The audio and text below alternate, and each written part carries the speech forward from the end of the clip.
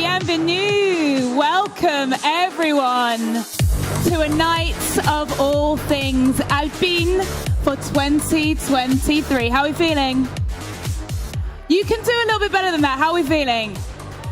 Merci beaucoup. My name is Vic Hope. I'm a radio and TV presenter from the UK. Very much a new fan of Formula One, but so excited to be here tonight. It's both an honor and a pleasure for me to host this very special Alpine evening. Yeah, you're attending an exclusive moment, the Alpine Night, the launch of BWT Alpine F1 Team's race car for the 2023 Formula One season, the A523. Thank you. As everyone knows, Alpine has an illustrious history and is deep-rooted across many different forms of motorsport. This unique brand has reinvented itself since 2017, and still it continues to look to the future, eyes firmly on a new horizon with its title partner, BWT, and other valued partners for the first time. Now, we know you cannot wait any longer for the first glimpse of the A523. But before that, and to introduce this Alpine Night, please welcome on stage Luca de Meo, Renault Group Chief Executive Officer, and Laurent Rossi, Alpine Chief Executive Officer, to discuss the latest step of the Alpine adventure. Welcome.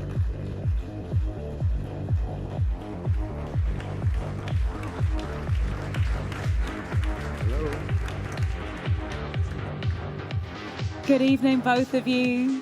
Welcome to London. Thank you, Vic. It's such a pleasure to have you here. Luca, how does it feel to be presenting the second BWT Alpine F1 Team Challenger, the third ever Alpine F1 car here in London today? Well, London is a very special place, of course.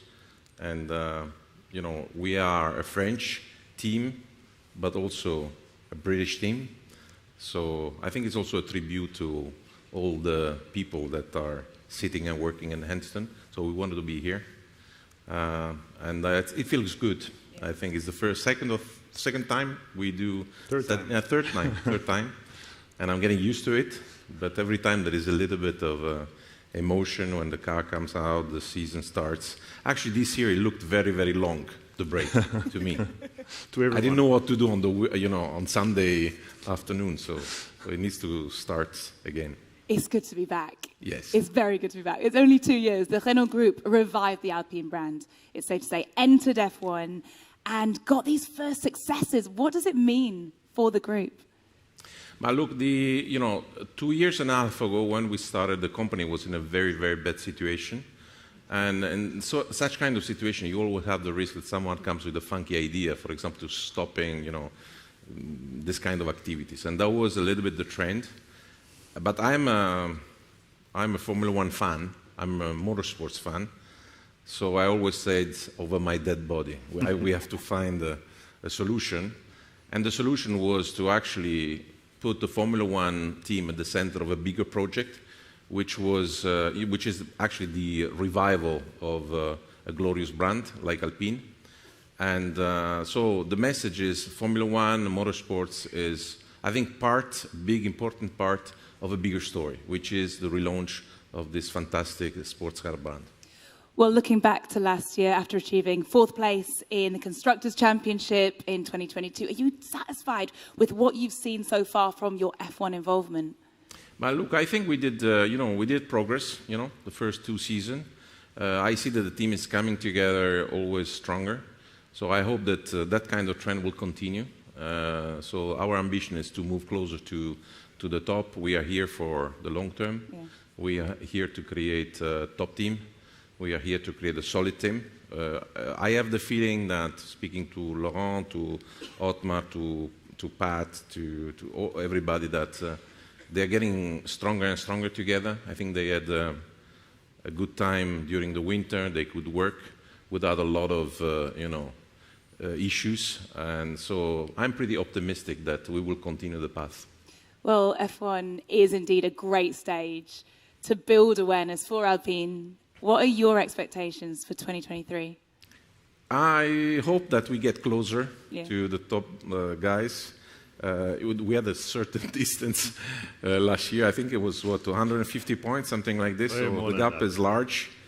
So we have room for improvement, but that's our ambition. And maybe, Esteban and Pierre can get us a couple of podiums that will make our Sunday even more joyful. Well, they're in the room.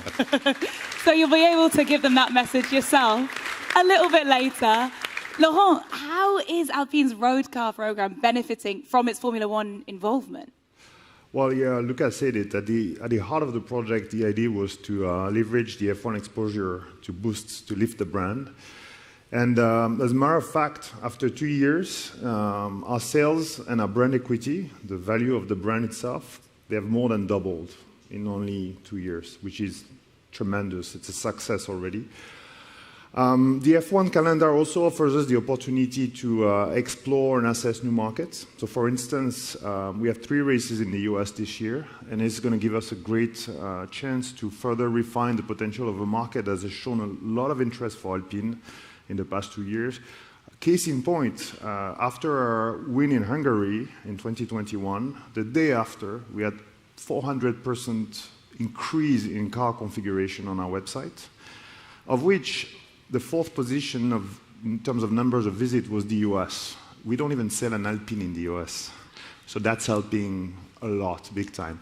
Now, all of this visibility is only worth if it's validated, and that's why we're very committed to building bridges between F1 and the road cars. You can see it already in some aerodynamics details of the most radical version of the A110, the R, the one that we're going to celebrate tonight as well with a party.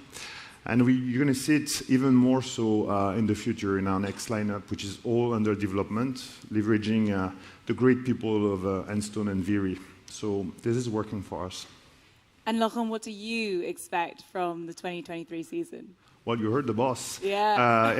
The same. The same. I think we all do, yeah. Yeah, the idea is, 2 years ago when we started the Alpine story, we knew we were on a climb to the summit, and this climb to the summit is a marathon, not a sprint. It's going to take time to get there. We gave ourselves 5 years, more or less, which is the 100-race plan.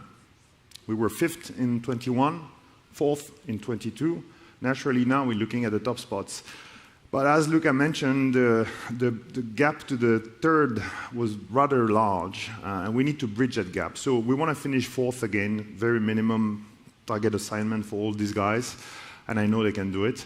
But this time in a more like a robust fashion, like more finishes, less retirements, less DNFs, more points, and possibly more podiums to make our lives sweeter. Also because we really need to get to that stage if we really want to aim at podiums permanently. So we're going to continue learning and improving. Momentum is key. Well, that's it, the ascension, closing those gaps, that momentum. Your team is no doubt in great momentum. So let's see the 2022 season's best moments.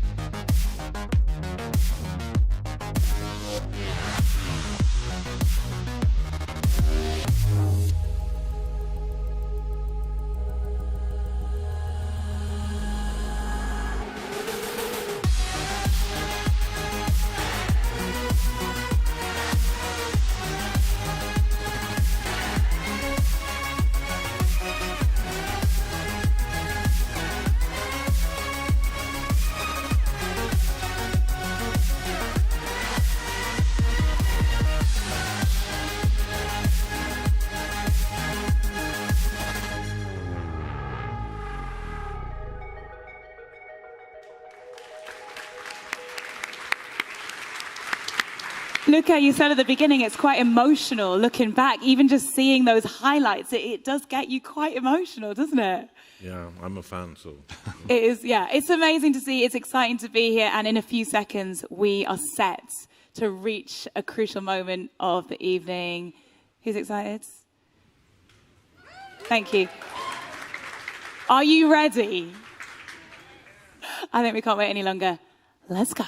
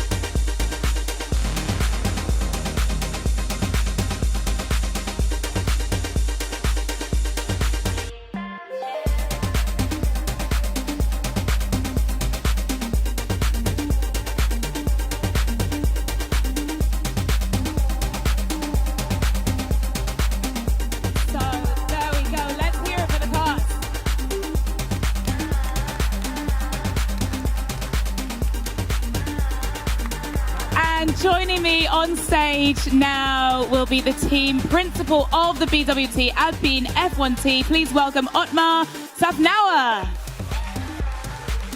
Bienvenue. Thank you. Otmar, let's talk about not one, but two cars. Wow.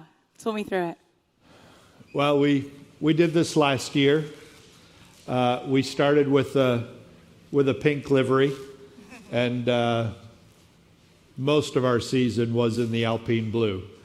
But I wanted to also thank Luca and Laurent for entrusting me to lead the BWT Alpine Formula One team. It's a privilege and an honor to do so. And it was a privilege and an honor to work for a year in finishing fourth, like we did. Unfortunately, it took us until the last race. However, we did it. And it is a big achievement. And we did move from fifth to fourth. And looking towards the future, like Luca and Laurent said, the gap to third was big. And we've got to close that gap. But in order to do so, we must develop at a higher rate than any other Formula One team out there, which isn't easy to do, even the top three. For us to catch them, that means our development rate is higher. And that's what we're looking to do, and that's what this A523 will hopefully do for all of us. They are beautiful cars. Talk me through the process. Talk me through what is so special about them. Well, a year ago, not quite a year ago, we set some targets for these cars. And we go through the process of target setting, and they have to be objectives that are attainable, but stretch. Because if you don't stretch, you won't catch the guys up front. And the beauty of it is they're lighter. Matt will come up later and talk you through the significant differences in this car versus last year.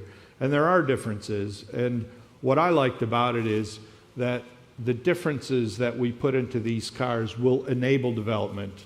Last year we had a very aggressive development cycle, which we achieved. This year, I think we've got even more potential. Well, looking at last year, 2022, fourth place in the Constructors' Championship, can we say the goal at that point was achieved? Yeah, we achieved our goal last year, for sure. Unfortunately, it took us till the last race, and it was a bit nerve-wracking. But, you know, if things aren't easy and you work hard for them, they're more rewarding when you get there. And we're not yet to where we want to be, but we'll get there. And what's the plan for the year ahead? So the year ahead is, like Laurent and Luca said, less DNFs, more points, hopefully some podiums, a lot closer to third and further away from fifth than we were in 2022. And I'm happy to say we've got the spirit, the racing spirit back at Enstone and Viry. We've got a great collaboration between the two places, and soon on stage we got a driver pairing that can do it. Yes. Well, we will get to that in just a second. But just on a personal level, how are you feeling about 2023? What are the feelings that are going through you right now? Well, I'm a racer at heart, and I've been a racer since my young days. You're still young, mate. Come on. I can't wait. I can't wait to start. And it seems like our winters are getting shorter, and the racing season is getting longer. But I like that. Yeah. It keeps it moving. It's so exciting. You bring over 25 years of F1 experience. You have seen a lot of different teams. You've seen a lot of different personnel. What kind of potential did you see in the BWT Alpine F1 team yourself? Well, I've been there a year, and the thing that I like most about the team is, like I said before, is its racing spirit. And when I got there, people talked about, and this was just a year ago, the Enstone spirit. Renault have won championships before out of Viry and Enstone. And now that's changing. It's an Alpine spirit. And that Alpine spirit is one of racing, of collaborative effort for 1,200 or 1,250 people working together for one goal. And if we can all stay together, work a little bit harder, a little bit smarter, and make our development curve just a little bit steeper than our competition, we will soon get to where we want to be, and that's vying for world championships. And just finally, how many races for this beautiful pink car? Well, last year we had a few, and if it ain't broke, don't fix it. So this year we're going to have a few. You'll see this at the beginning. La vie en rose. Ouais. I've been practicing that for Parfait. days.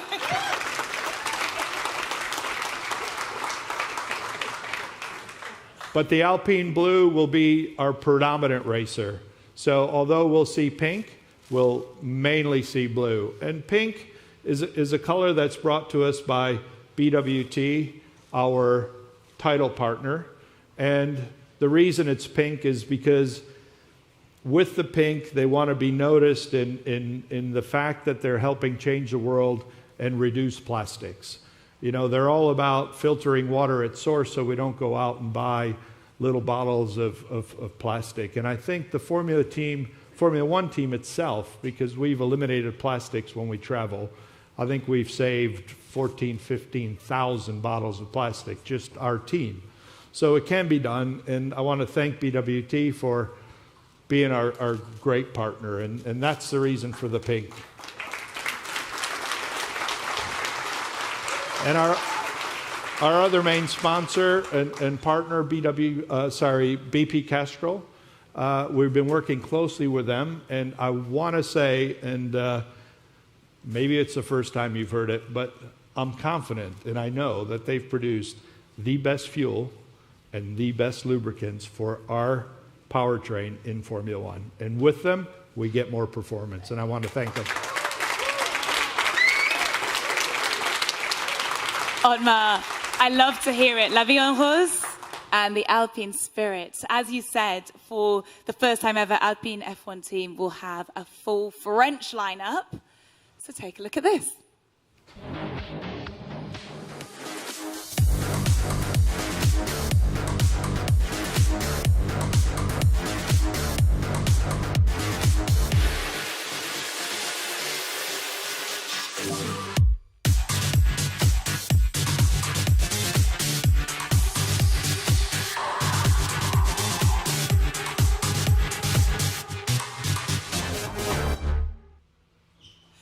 Please welcome the big stars, Esteban, Ocon, and Pierre Gasly.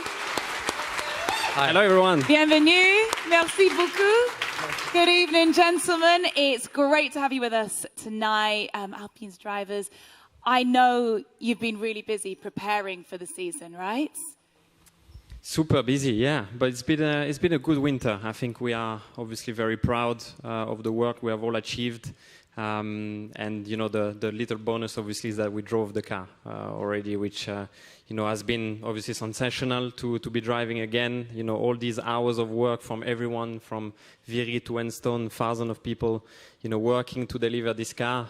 It's just been great, you know, to just let it go out the garage, put full throttle for the first time. And, yeah, that gave me, obviously, the smile. I really get the impression from everyone. Everyone's just raring to go. Esteban, you personally had one of the best and most consistent seasons of your career last year, finishing 8th in the Drivers' Championship and, of course, helping the team get that 4th place in the Constructors' Championship. The goal, I assume, and I'm hearing this a lot, but it is to improve on all of that this year. Well, thank you very much. Yeah, it's been a consistent season and you know, stronger than, you know, when the team came in Formula One in 2021, you know, renamed Alpine. You know, we've scored, you know, strong results in the top 10 consistently. But obviously, yeah, we want to build on that. We want to progress, you know, get faster and, you know, catch, you know, the top 3 teams, basically. So, yeah, the target is going to be to obviously keep force and get closer to 3rd. And Pierre, welcome to the team. Thank you. An official driver for 2023. How's that feel? That feels pretty amazing. I think it suits me quite well. I've worked out all the winter to fit in that suit. Great. But no, I must say I'm extremely excited. What a beautiful car. It's a new beginning for me, the start of a new journey. And I must say I'm extremely motivated. And just, I cannot wait to hit the track. Yeah. Well, Esteban, Pierre is your new teammate, but apparently you already know him very well. We've known each other for quite a few years, yeah. Since we were very little, 6 years old, Pierre? Yeah. We were driving go-kart together, like that back then. Obviously, I was going through the memories, not too long ago. It's going to be super special. Slightly taller than what I remembered. Yeah, I was already taller than you before, but now I have grew up a bit. Well, I don't know what you ate at the time, but you're just like... But it's going to be great to write a great story together, and I hope we can be successful there. It's really special. It's brilliant to be reunited. The season is going to be very special. I can feel it. I know it. After Alpine finished fourth, of course, last year in the championship, what is possible in 2023 with yourself, Pierre, and Esteban behind the wheel? Well, I think as everyone said tonight, Alpine had a fantastic season last year. Really good evolution and progress through the year, and clearly the target for us is to consolidate fourth in the championship in a more dominant way and close that gap with the top three. So we'll try to develop as much as we can and have a better rate to close that gap. But no, personally, I must say I'm super excited. It's a great project. I fully believe in this new project, and from what I've seen so far, the factory back in France, in Viry, in Enstone, there is just massive potential, and we got the resources, we got the human resources, so now it's just about putting the work, and I'm sure the results are going to follow. Yeah.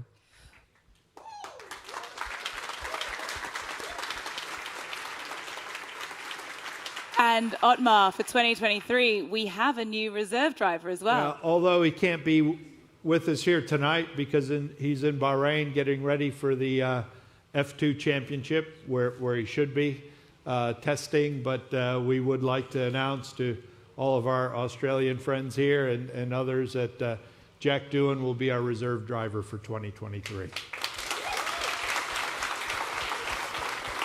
Well, I just want to say thank you so much. Thank you for joining us tonight. Thank you for everything. We wish you, honestly, all the best. I'm sure victories are at the end of the road for you. Just seize it. I'm so excited for you. Thank you. Thank you very much. Enjoy your season. Make the most of it. And thank you so much, Otmar. Now, let's focus a little more specifically on the A523. And to do that, we have the benefit of the expertise of Matt Harmon, Alpine F1 Team Technical Director, who will explain what is inside this new, astonishing car. So, Matt Harmon, please join me on stage.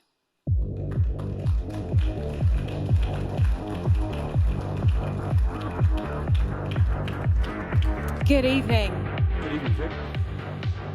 After seeing in 2022 the biggest bulk of rule changes for some time, how has the A523 evolved since last year's car? Well, firstly, good evening, everybody, and good evening, Vic. It's great to be given the opportunity again to stand here and talk about the efforts that we put into the A523 car with the teams at both Viry and Enstone.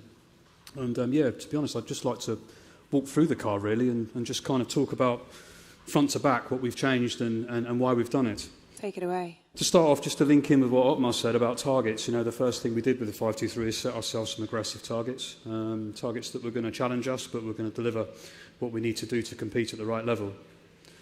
So, we started off at the front of the car with the main plane of the front wing. We've looked quite extensively at changing the nose concept here.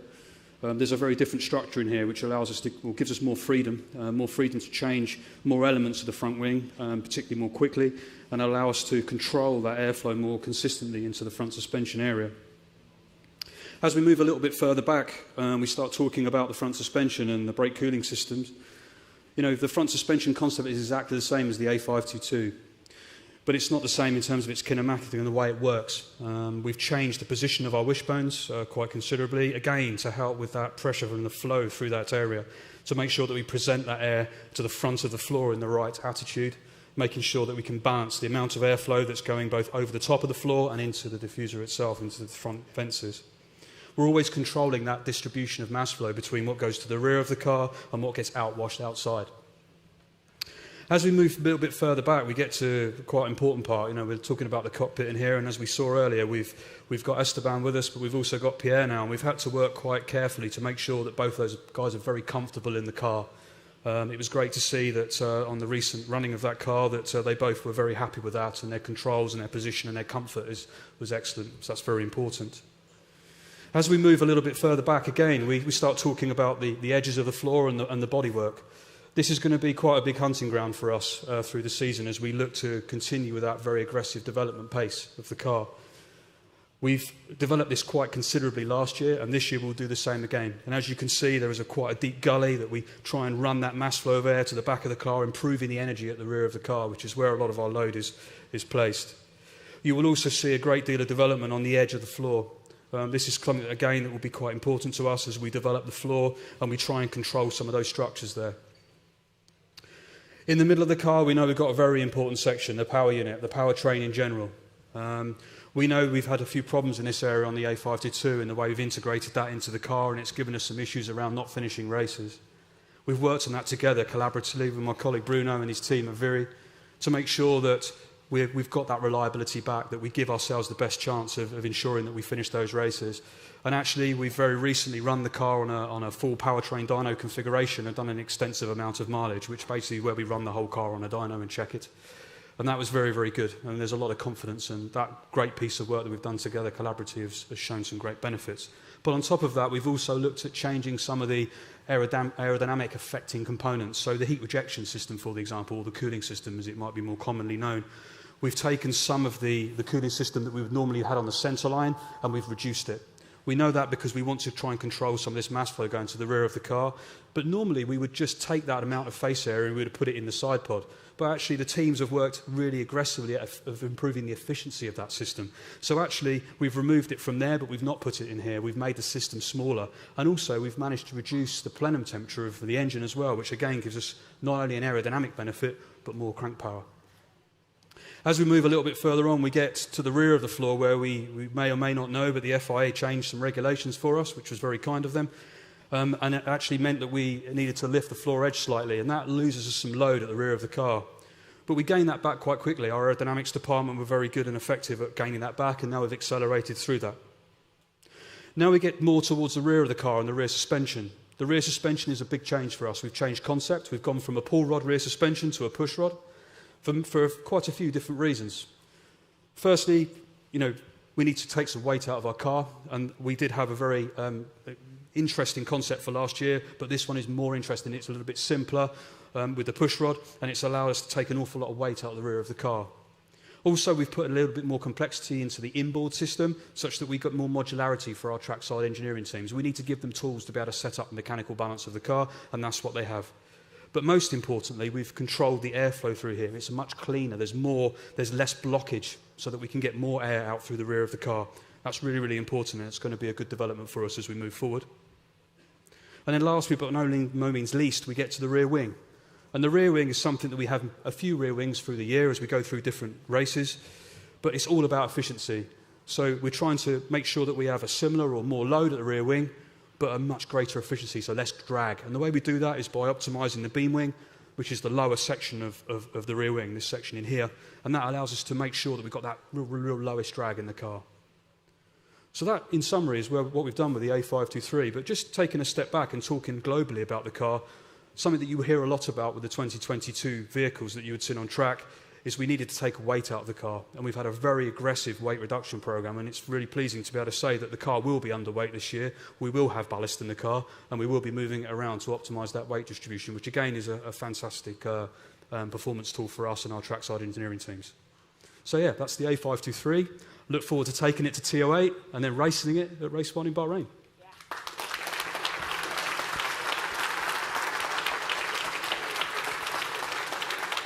Thanks, Matt. Can I just ask quickly, can you tell us a little bit about the assembly of the parts of the car? Yeah, so, we're very integrated, and we collaborate quite carefully on the car itself. So we don't really assemble it. We don't do it in certain sections. We put the car together very much in a collaborative manner. We've got digital mock-up areas. We've got very, very tight collaborative working groups, not just at Enstone or at Viri, but at Viri and Enstone as well. So the way we kind of put the car together is a very, very well-defined program, but it's always done in a very collaborative and togetherness manner. And I think, we have some geography against us between Viri and Enstone, but here, as I stand here right now, and I'm sure Bruno will back me up on that, is that we don't let that get in the way. And at the moment, we're just finding performance over and over again with those close collaborations. Well, it's a work of art. Thank you so much, Matt, and good luck for the season. Matt Harmon. Thank you.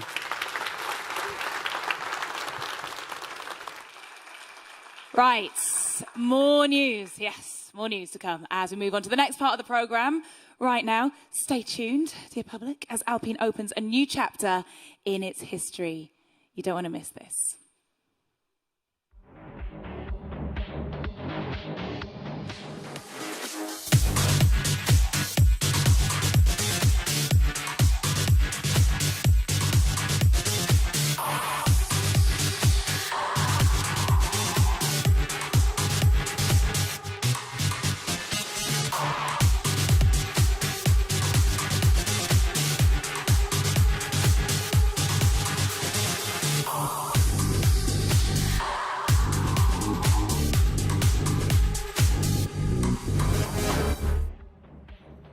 In this highly technical sport, where the performance of the cars is just as important as the intelligence and the instinct of the drivers, supported by the talents of the whole team, Alpine has chosen to give new drivers a chance.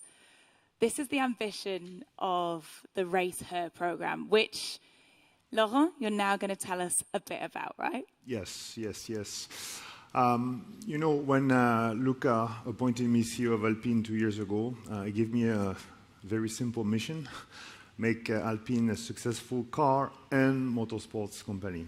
So that means basically chasing down performance everywhere we can. Now, performance boils down to very essential ingredients: talent and the capacity to make them work together to form an efficient and effective team. So that's my job, to basically create the conditions to attract talent and put them in a favorable environment so they can improve the collective performance of the team.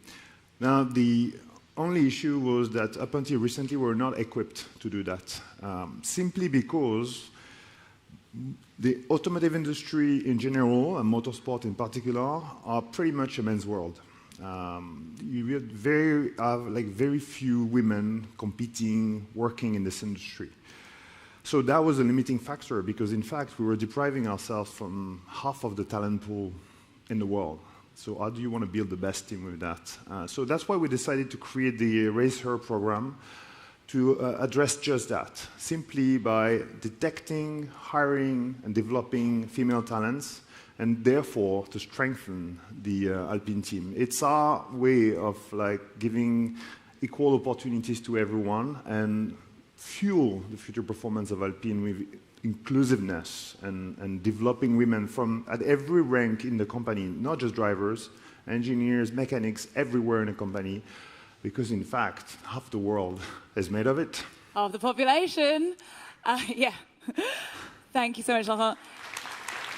We're going to find out a little bit more about Race Her, because frankly, it is the future. It's so important and it is so brilliant. So everyone, please welcome Claire Meunier. She is the leader of the Race Her program and Alpine's HR director. Thank you, Laurent. Thank you. And welcome, Claire.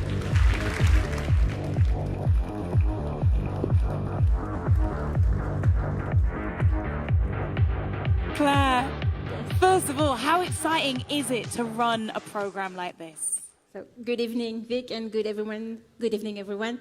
Yes, it's very exciting, and what is much more exciting, of course, it's the project itself. Well, with a topic like Race Her in the program tonight, can you sort of explain why that was important to you? Why are we doing this?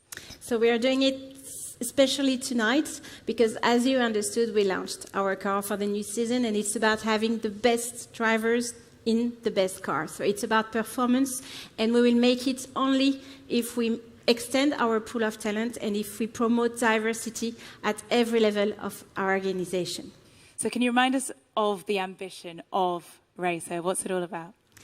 So the ambition of the program is obviously to give the same chance to all, based on talent, on merit, on hard work, beyond your gender or your social background. So it's very important for us to get the best and to get them from wherever they are. Laurent mentioned there an inevitable cultural change that needs to happen. How large would you say that the gap that needs to be crossed is? What are the obstacles to overcome? Well, let me tell you an anecdote. When we launched this program last summer in Silverstone, I thought that it would be good to go in all our Alpine entities and to talk first to our ladies in our company. So we started the discussion, the presentation, and a few minutes after I started, I realized that I had a big, big elephant in the room. And maybe I have one still tonight. Because in reality, all our female employees were telling me, Claire, we don't want to be quota, we don't want pinkwashing with this program, we don't want our male colleagues to question our presence here, or we don't want to lose our credibility with this Racer program. So fair enough. And to answer your question, yes, it's a big cultural shift, and the gap is quite big because it starts with ourselves and really believing in what we're doing. And my job is really to make everybody understand that we're being quite selfish on this one. So we didn't launch the program just to change the world or to paint everything in pink, well, except our special livery, Andreas, don't worry, but let's keep it secret for that. So it's about racing, it's about winning, it's about building cars, it's about doing it better than our rivals, and we definitely need diversity to do it, because again, diversity will bring innovation and performance. Yeah, and that shift often starts with the mentality. Well, with regard to those progresses that are being made, where is the Racer program at as of right now, as of today? So as of today, and very concretely, we launched several projects across our entities, like the 4 we launched in Enstone. The first one, for example, is, if we want to go fast, we need to work as allies. So we launched what we call our allyship training. It's a specific workshop, off-day workshop, where all employees can join and learn and understand what it means for us and for Alpine to be diverse, so everybody can feel really supported and able to thrive with this program. Second thing we did is that BWT Alpine Formula 1 team will be the first Formula 1 team to collaborate with a company named Springboard, which has an extensive 34 years experience in creating leading development program. And it will allow 50 female in Enstone to really enhance their development with our support. Third, we formed a Women in Engineering group. So it's a collective pioneered by the Stress team. And the objective is really to raise awareness about the women working as engineers in our team. And last but not least, we launched last week our secondary school girls mentoring scheme that will allow young girls at school to join us. So girls, please be quick on this one, because you only have until tomorrow night to apply to this once-in-a-lifetime experience with Alpine. This is the kind of opportunity I would have loved to have seen when I was a little girl, when I was a bit younger. And you can keep impacting generation after generation after generation. It's so brilliant. How will Racer contribute to Alpine global performance then? Okay, I think that's the big question tonight. And we want to bring science in the middle of this debate. A little bit of science. To elaborate. So, well, as you understood, Formula 1 embodies most of the challenges we need to face on this road to inclusiveness. There is a lot of bias, we already talked about it, such as, well, women don't have the physical capacity to drive in Formula 1, or women are not able to endure the pressure in the pit lane, or even for some of them, of us, to really think that motorsport is not at all a women thing. So now what we need to do is I personally believe that those prejudices are false. But I'm not naive, and I also think that saying it is no longer enough. So what we need to work on now is to have science-based evidence to prove what is wrong about those biases and what is not.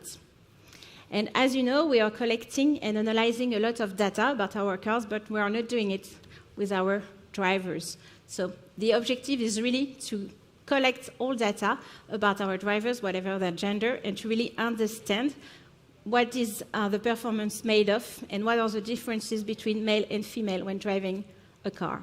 It sounds like this approach is a real breakthrough in F1. Well, remember, best drivers in the best car, we want to put science at the heart of it. So if we collect data about our car, we definitely need to collect also data for our drivers.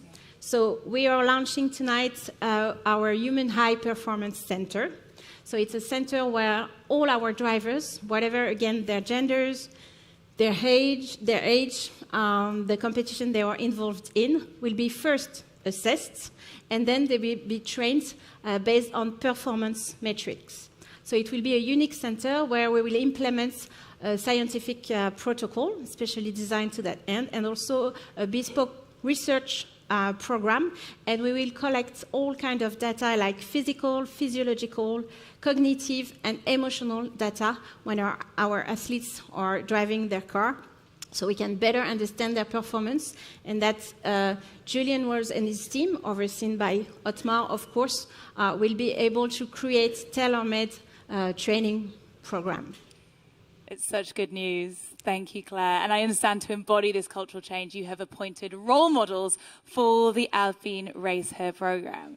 Yeah, exactly. We thought it would be good to have an external figure contributing to our difficult journey, we must say, and someone, a role model who could challenge us and inspire us all year long. And that's why I am really thrilled and very, very, very honored to announce that Nicola Adams will join our racer program. I'm really proud that she's with us tonight.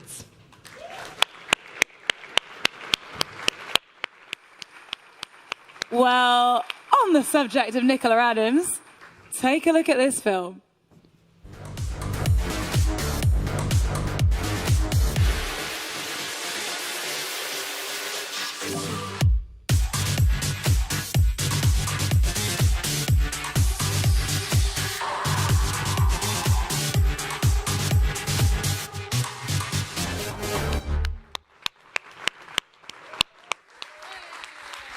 Thank you. Welcome.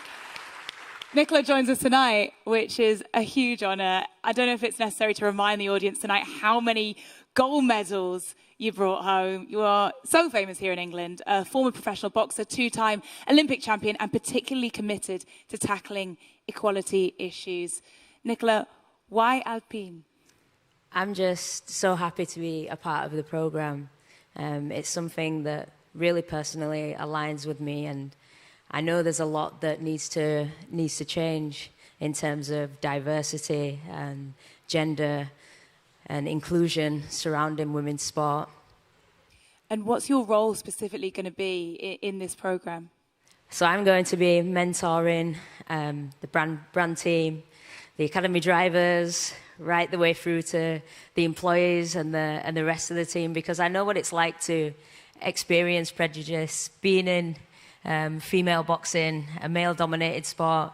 You know, I've had all the comments, you know, women belong in the kitchen, you know, why don't you play tennis, you know, do something different. So I know exactly what it's like. So I'm going to be coaching the team and working on inclusion, and hopefully we can get to a point where we can, you know, work together and succeed and win.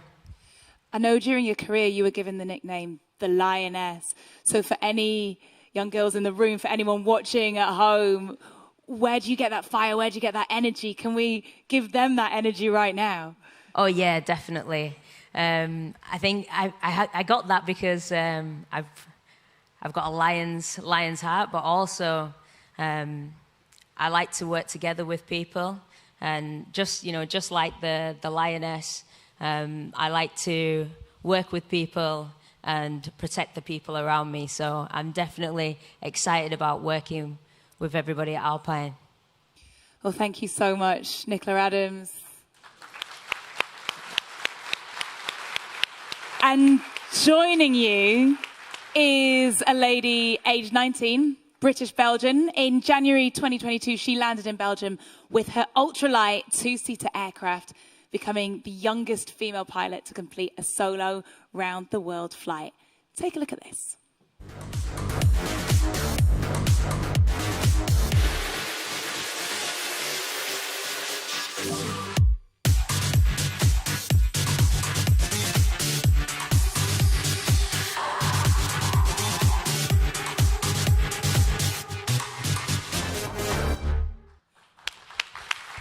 What a performance. Please welcome Zara Rutherford.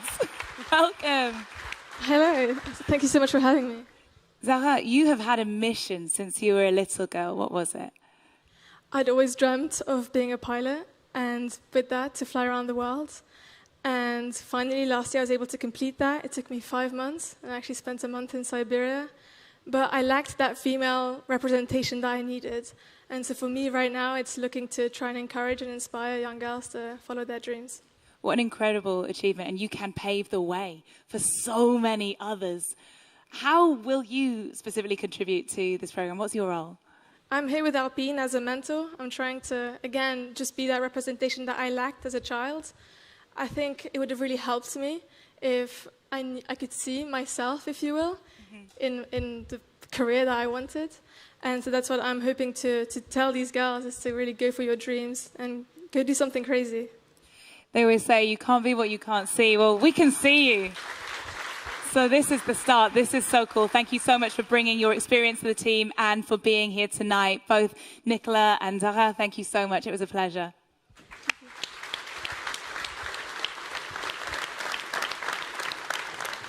Claire, let's talk just a little more specifically about short-term actions to push female talents into the spotlight in motorsports. Yes, we need definitely to detect and grow the talent for our future champions. And as I said, we need to extend the pool of talent. So obviously we needed to have a look at the female drivers now currently competing in their sports and try to find the best one to join us. And in fact, I met Sophia a few months ago. It was just the day she turned 22. And when I met her, I guess nobody will argue that Sophia is a woman, okay? No doubt about it. But when we started the discussion, it was like she had put her helmet and her gloves on, and she was just a driver. And she reminded me of a Formula One driver who will race this season. I won't tell his name, don't ask. But obviously she had exactly the same extraordinary mental strength. She had absolutely no doubt about our capacity, and she was really convinced that she could become the next world champion. So it was a no-brainer for us that we really needed to support her financially and sportively like we would have done for guys. So she was just a driver fighting to have a seat and fighting to race and to go on her career path. So I'm really, really happy to announce that Sophia Flörsch will join our program. She will race in Formula 3 for the season, and we are really, really proud that she will be part of our Formula 1 Academy. Sophia couldn't make it tonight. She's in Bahrain for the pre-season tests, but take a look at this film.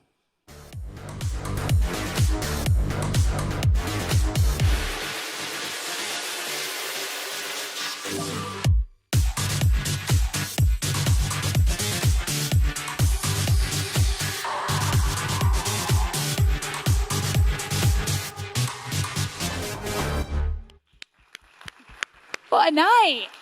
And you know what? It is not over yet. We have more announcements coming. And for this, I would like to bring back on stage Otmar Safnauer. Welcome back.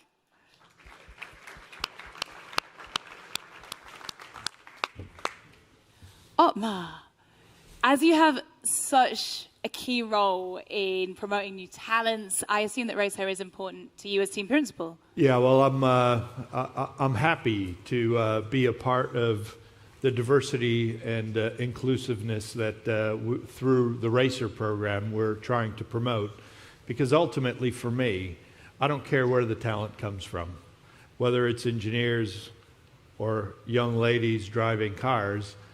They will, at one point, help the Formula One team get better. And the more of this they do, the better off I'm going to be. So I welcome the program, and I look forward to having more ladies join the team in all areas. More of that Alpine spirit that we spoke of. It's just fizzing. It's just starting. We have a really good group of very talented engineers at both Enstone and Viry that are female, and the more we get, the more they push the boys, because often they're smarter. I'll say nothing, but yes. And if I'm not mistaken, you made an announcement recently about a newcomer in the F1 program. Is that right? Well, it's Abby Pulling. We've watched her win in the W Series, and she will be a full-fledged member of the Alpine Academy, and she'll be racing in the F1 Academy. So we welcome her, and we wish her well, and we wish her more race wins. Fantastic. Well, to welcome her, take a look at this.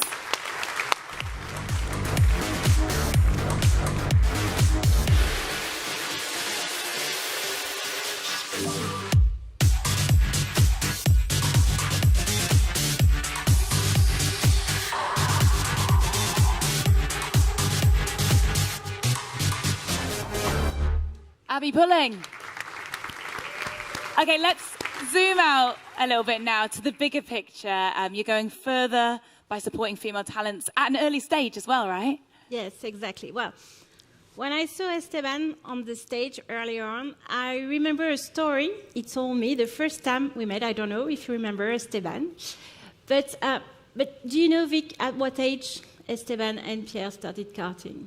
Like 6? Even Maybe younger? a bit sooner. A little bit younger? Like 4? Like 4. Yeah, like 4. And what Esteban told me is that his jaw, okay, his bone, is curved, where the helmet, as we say in French, bride, is. Okay, so it means that his skeleton was shaped in the shape of his sport, let's say. So that's why we really need to start at a very young age, because this sport, the Formula One, is really modeling your life and your body. And that's why we want to launch tonight, and we are really, really proud to do it. We are launching our karting program with young ladies. They are between 10 and 13. They are coming from all around the world, and they will join the Racer program. And they are incredible. Have a little look at this.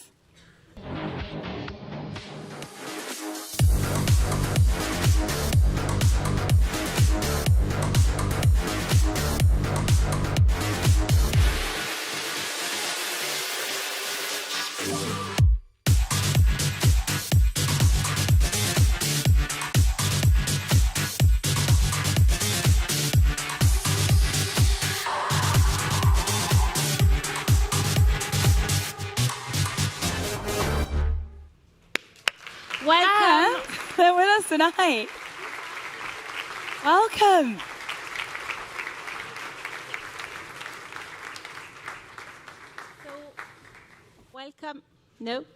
Welcome to Lisa, Sukmani, Chiara, Maria Chiara, Angelina, and Aiva. Aiva and Angelina, I guess, right?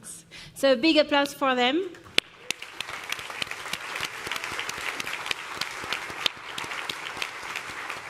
So, girls, welcome to our Alpine family. As I said, we are really, really proud to have you with us tonight.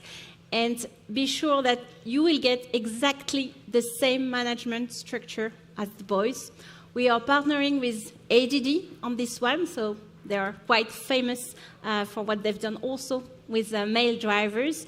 And of course, you will be take a big part in our research program, and you will have access to our Human High Performance Center. So again, welcome, and we are really proud of you. Congratulations.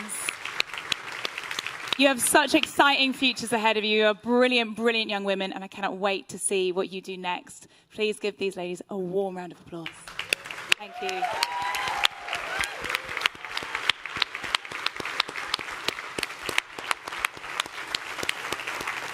Otmar, it's amazing, right? Well, Vic, it won't be long. It won't be long before one of these ladies is going to join me on that stage, not on this stage.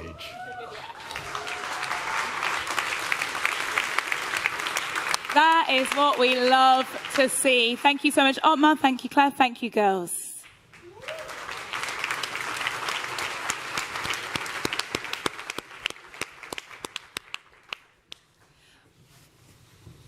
But, and I promise we're getting to the end of it, because I know that there's some music and some drinks and a good time to be had, but there is one more little thing. So, Laurent, will you join me on the stage once again, please?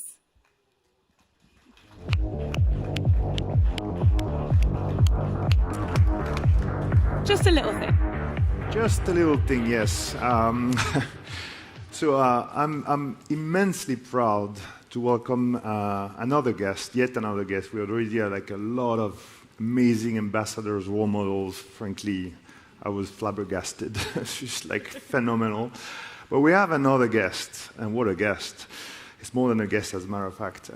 We have someone who's a sporting icon, who's bigger than his sport, bigger than life, almost. Someone who's going to drive positive change throughout the entire Alpine organization. It will be an ambassador. It will help us think about our corporate social responsibility in general, think about strengthening the equal opportunities, in particular, in motorsport, in the car industry. He's going to bring his incredibly successful expertise at the service of our talent, his desire to win, that is unquestionable. I'm extremely excited about this new guest. Shall we take a look at who this might be? Yes.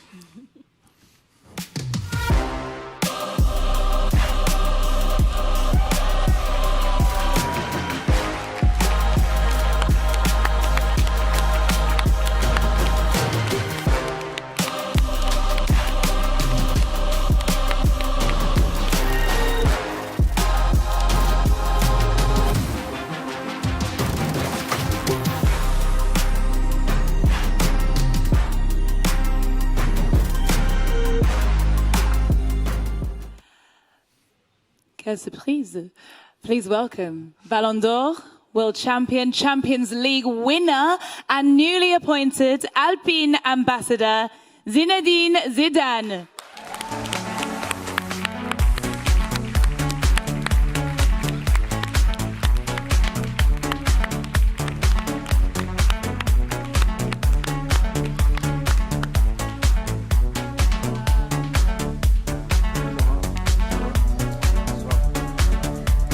Bienvenue, bonsoir, Zinedine.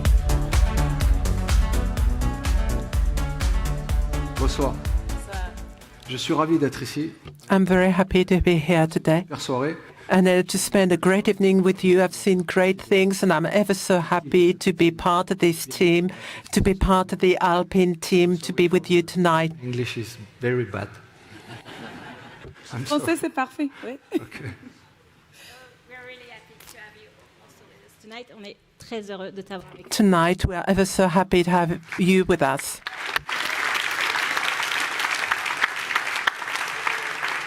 First of all, pourquoi Alpine? Why Alpine? How did you meet the Alpine racing team?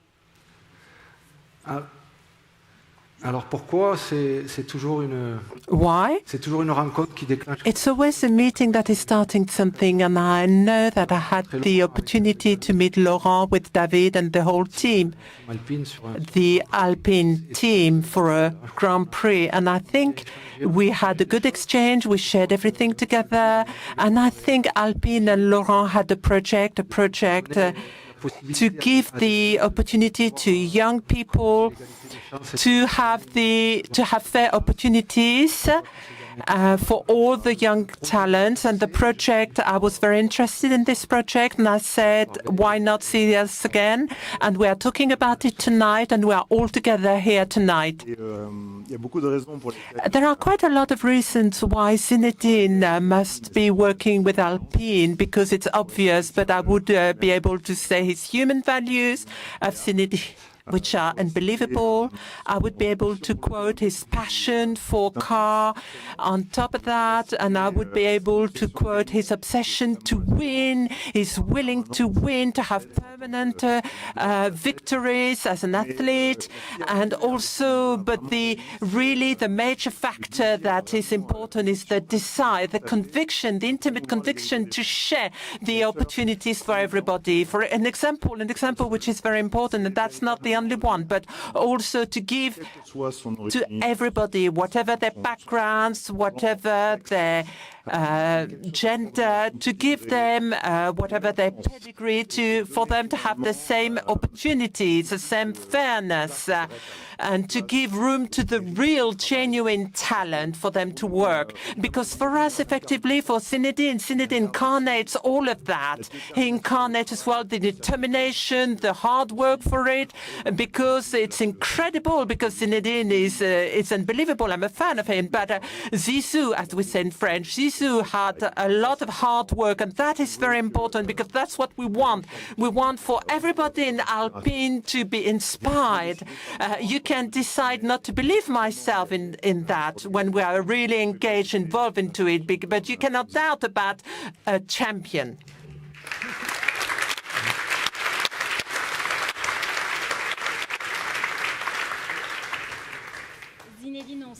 Zinedine, we know that you are much far from the highlights, from the spotlight. How do you see your role, in fact? Yes, but from time to time, it's also a little bit nice to be under the spotlight and to start with that, and the fact to talk about it with Laurent. All of that, effectively, it's nice to put back some spotlight onto some interesting things. And Laurent explained it very well, because for me, I'm waiting to be able to be doing some hard work about it, to have some beautiful exchanging with all this young talent, and also to share my experience, to pass on my experience, because it's something which is very valuable. And what is interesting for me in that is that at a time when I was a child, I had the opportunity, I was given the opportunity, and that was speaking to me really. It meant a lot for me, because for today, in that sport, mechanical sport, Formula One, we can say, yes, maybe we are going to be able to give the opportunities to younger talent to be an engineer, to be a mechanic, and that is very interesting. And also to be able to have nice exchanges with the whole team. And I'm interested in that. And it's really something to put people to be working hard to see what we can do together and to pass on my experience in that.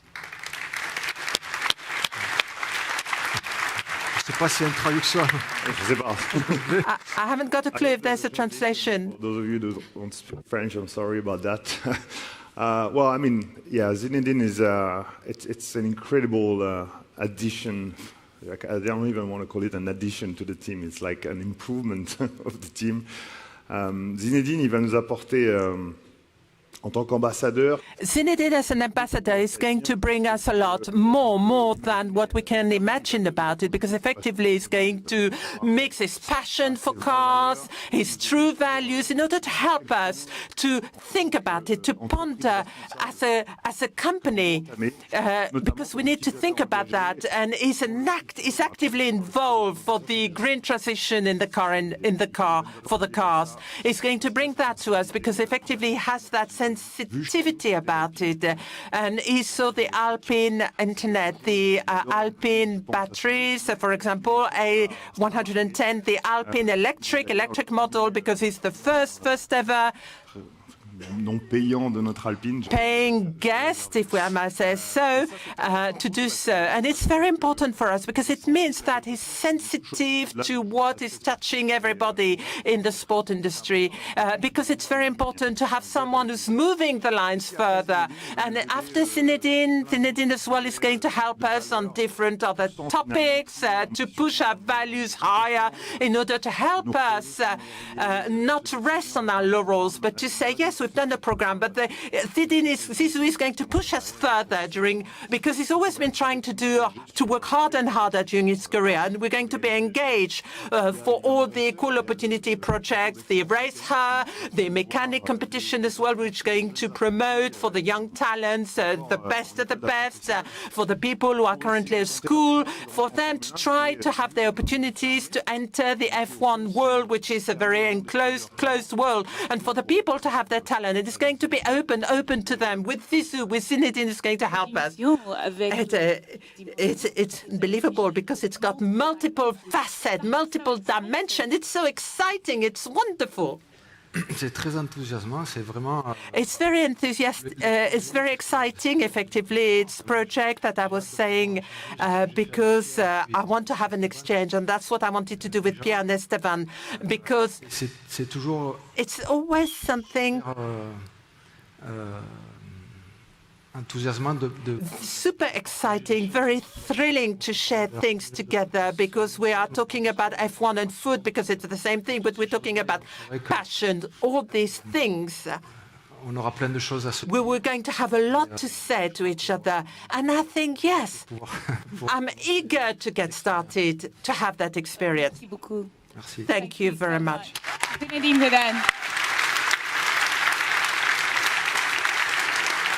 What a pleasure, what an honour to have you here today. Thank you so much. And thank you, Laurent. Thank you, Claire. Thank you so much.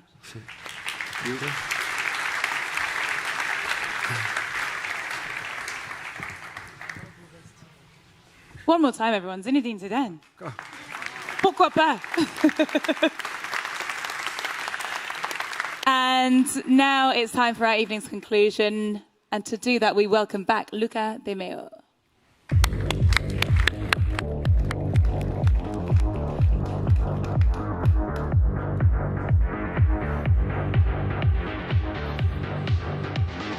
Welcome back. Thank you. So tell us about how we are closing out this evening. How's it been for you? No, it's been great. You know, I'm a kind of average Italian man.